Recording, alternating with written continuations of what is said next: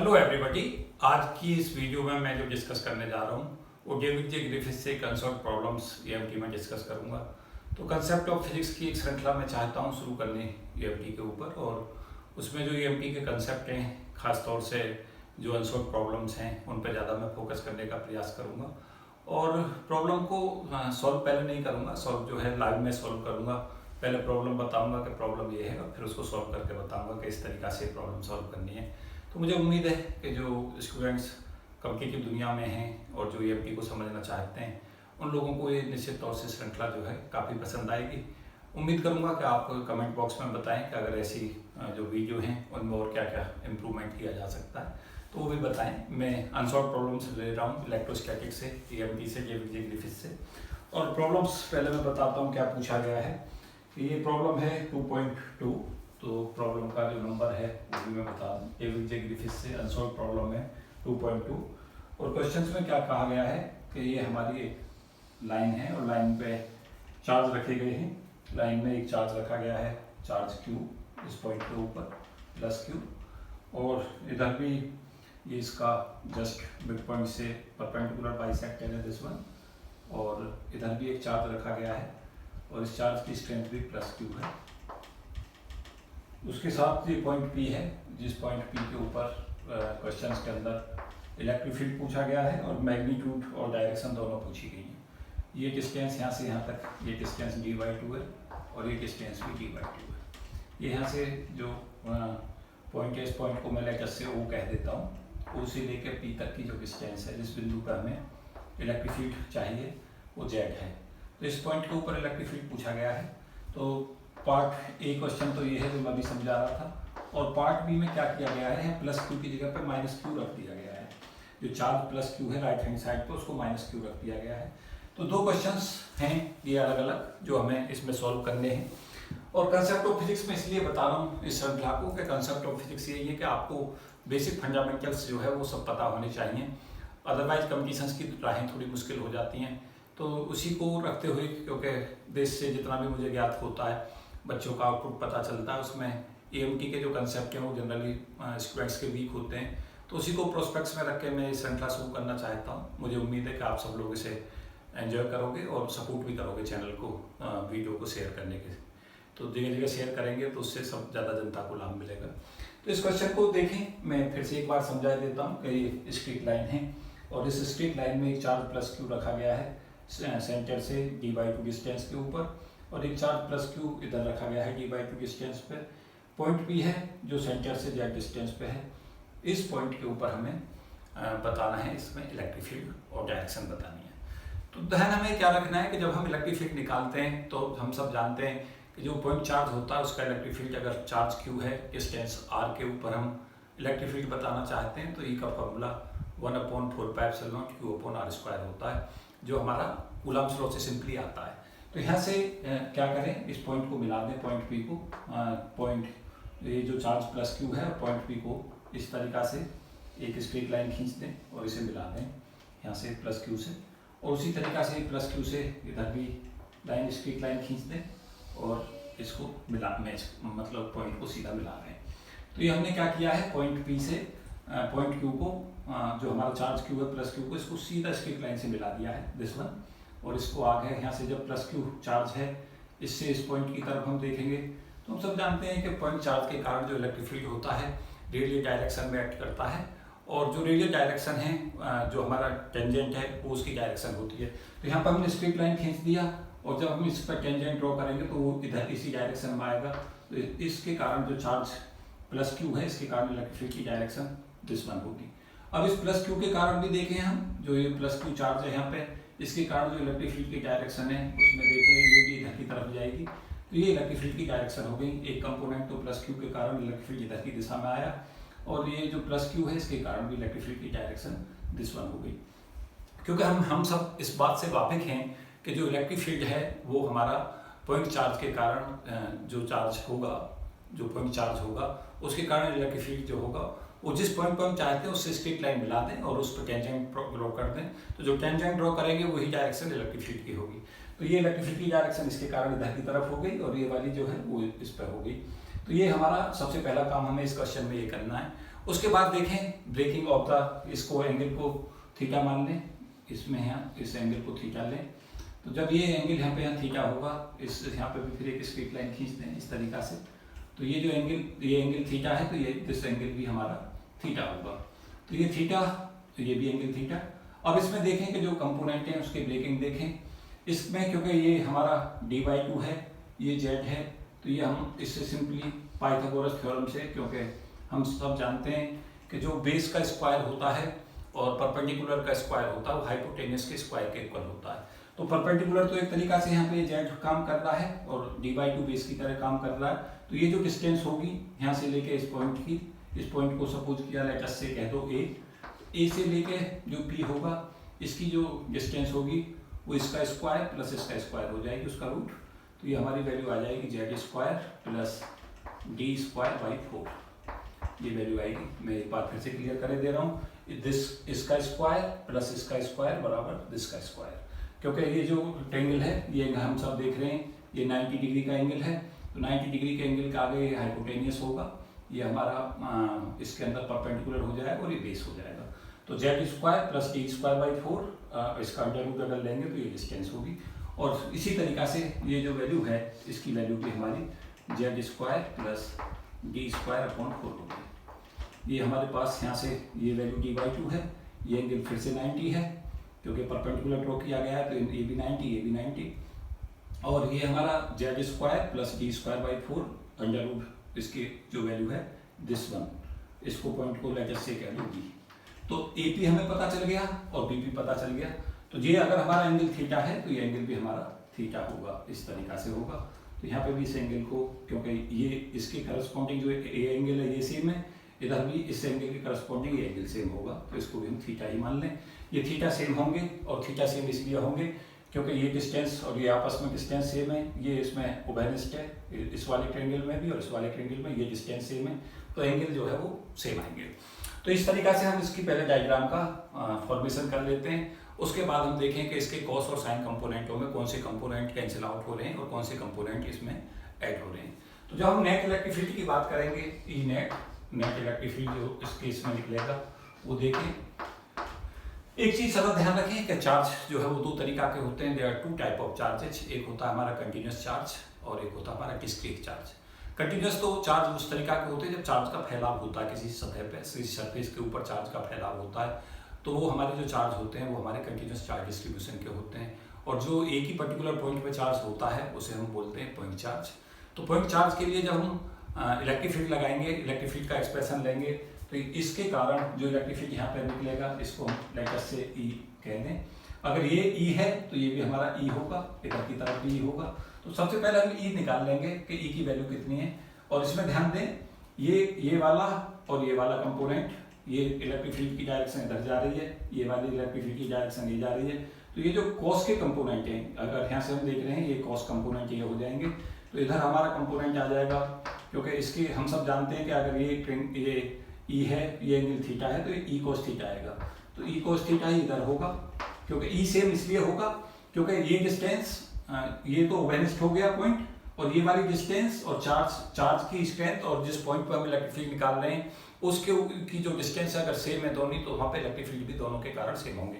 तो इसके कारण भी इलेक्ट्रिक फील्ड इस पॉइंट पे और इस चार्ज के कारण भी इलेक्ट्रिक फील्ड इस पॉइंट पे सेम होगा। तो ई कॉस थीटा इधर आएगा और ई कॉस थीटा इधर आएगा। तो ई कॉस थीटा और ई कॉस थीटा जो कंपोनेंट होंगे वो हम देखेंगे, ई भी सेम है, एंगल थीटा भी सेम है, तो ये कंपोनेंट आपस में कैंसिल आउट हो जाएंगे।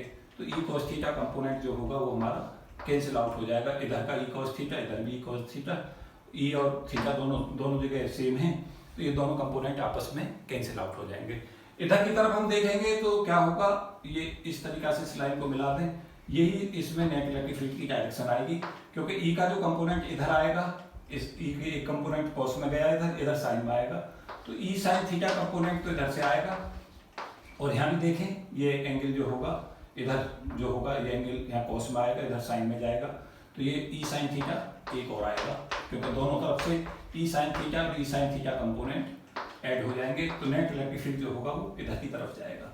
तो सबसे पहले तो डायरेक्शन ही इस क्वेश्चन के लिए इंपॉर्टेंट है कि डायरेक्शन जो होगी इलेक्ट्रिक फील्ड की कहाँ होगी।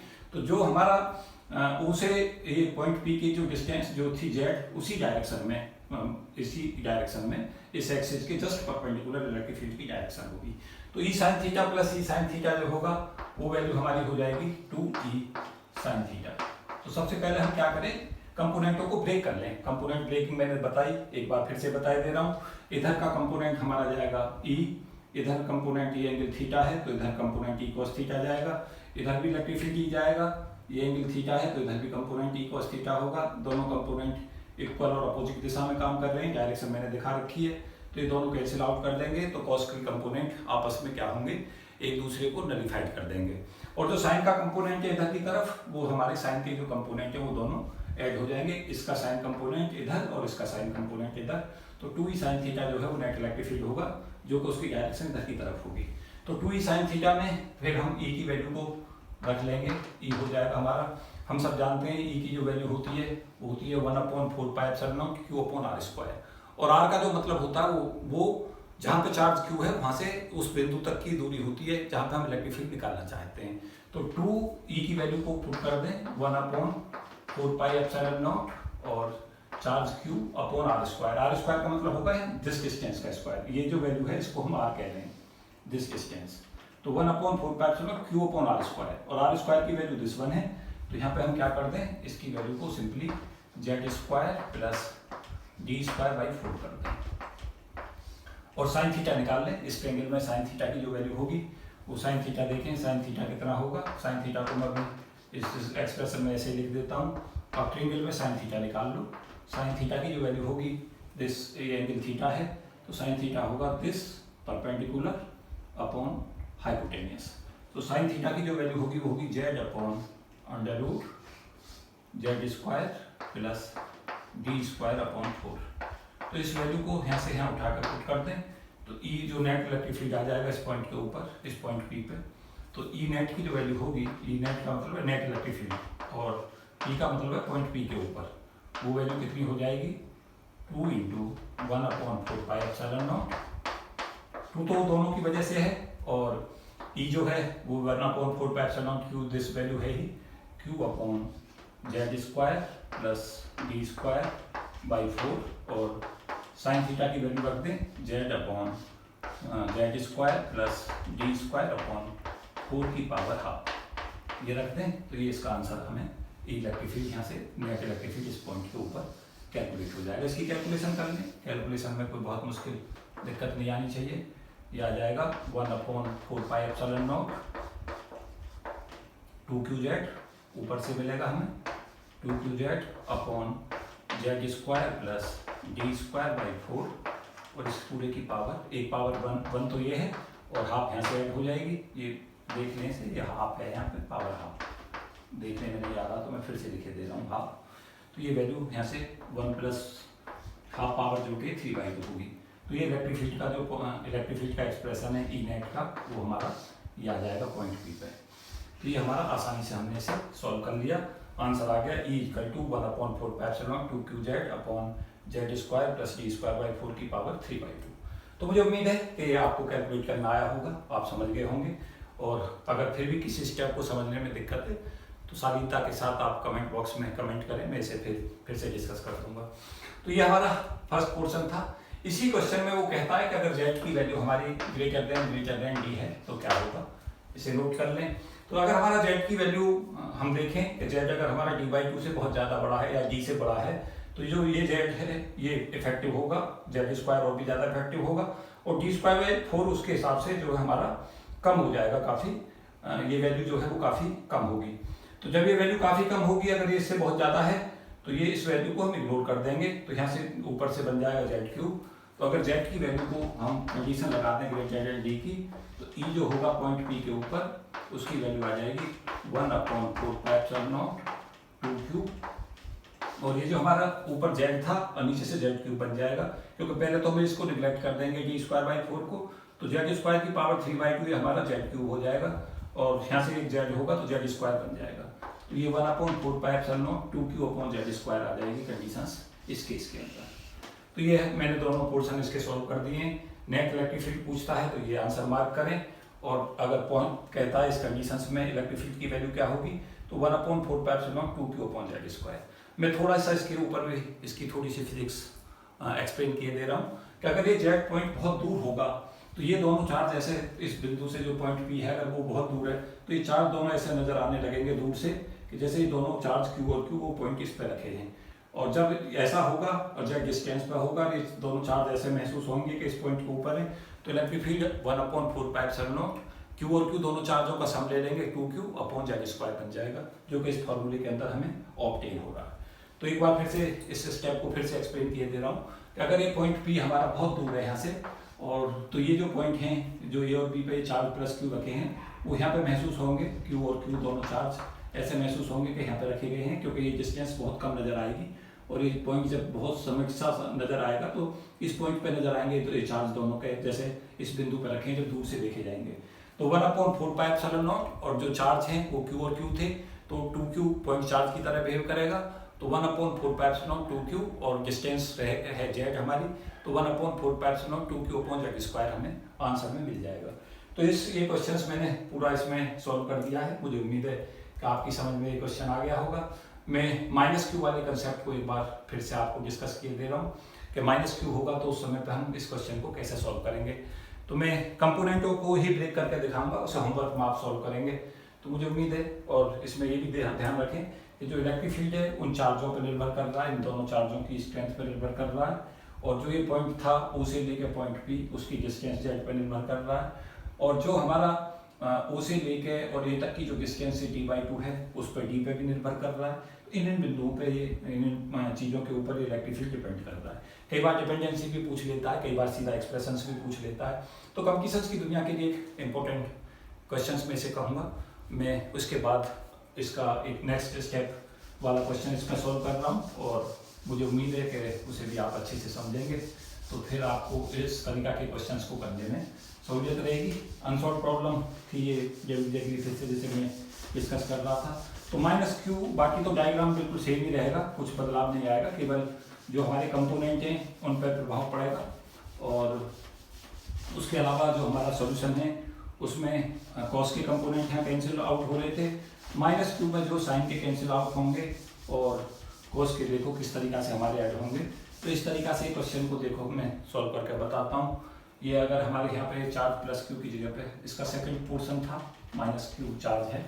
ये 2.2 जो डेविड ग्रिफिथ की इलेक्ट्रोस्टैटिक की अनसॉल्व प्रॉब्लम है मैं उसे डिस्कस कर रहा हूँ और इसके दो पार्ट थे। पहला पार्ट मैंने डिस्कस किया है, दूसरा पार्ट में इसमें डिस्कस कर रहा हूँ। यहाँ पे कंपोनेंटों को देखते हैं कि किस तरीका से इसके कंपोनेंट आएंगे, डायरेक्शन कैसे आएगी, इसे मैं डिस्कस करता हूँ पूरा। और पूरा डिस्कस करने के बाद कैलकुलेशन वाला पोर्शन आपका छोड़ता हूँ, फिर मुझे आप आंसर बताएंगे सॉल्व करके और कमेंट बॉक्स में आंसर बात करेंगे कि इसका आंसर सर ये आ रहा है। मैं बताता हूँ कि किस तरीका से इसके कंपोनेंटों को ब्रेक करें। तो क्या करें कि ये जो डायरेक्शन है वो डायरेक्शन का जो खेल है वो इसमें इम्पोर्टेंट हो जाएगा। जो डायरेक्शन है उन डायरेक्शनों में कंपोनेंटों के ब्रेकअप को समझें और देखें कि हमारे कॉस और साइन कंपोनेंटों की स्थितियाँ क्या बनी, कैसे डायरेक्शन आएगी इलेक्ट्रिक फील्ड की। ये मैं अब ये एक्सप्लेन किए दे रहा हूँ। जैसे हमारा ये चार्ज -q हुआ तो +q और -q में देखें क्या कहानियाँ बनेंगी। एंगल तो उसी तरीका से बनेंगे, एंगलों का कोई प्रभाव नहीं पड़ेगा, लेकिन कंपोनेंटों का ब्रेक देखें। ये +q चार्ज है, इससे इलेक्ट्रिक फील्ड की जो डायरेक्शन होगी वो इधर जाएगी क्योंकि जो इलेक्ट्रिक फील्ड है पॉजिटिव चार्ज से दूर की तरफ जाता है। जिस बिंदु को हम निकाल लें उससे टेंजेंट एक लाइन स्ट्रेट खींच दें, उस पर टेंजेंट ड्रॉ करें तो ये इलेक्ट्रिक फील्ड की डायरेक्शन इस +q के कारण होगी।